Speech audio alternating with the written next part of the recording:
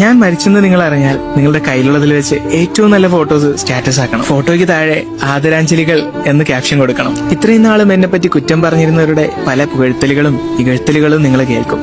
കാര്യമാക്കണ്ട, ഞാൻ എന്തായിരുന്നു എന്ന് നിങ്ങൾക്കറിയാമല്ലോ. പിന്നെ കാണാൻ വരുമ്പം ആരും കരയരുത്. നിങ്ങൾ കരയുമ്പോ ചേർത്ത് പിടിക്കാൻ എനിക്ക് പറ്റില്ലല്ലോ. വീട്ടുകാർ ചിലപ്പോൾ കരയുന്നുണ്ടാവും.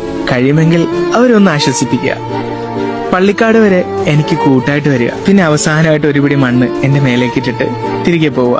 എന്നാലും ചിലരുണ്ടല്ലോ, ഞാൻ മരിച്ചതറിയാതെ പുതിയ പോസ്റ്റുകൾക്ക് വേണ്ടിയിട്ട് എന്റെ സ്റ്റോറികൾ കാണാനായിട്ട് കാത്തിരിക്കും. പതിയെ അവരും മറക്കും.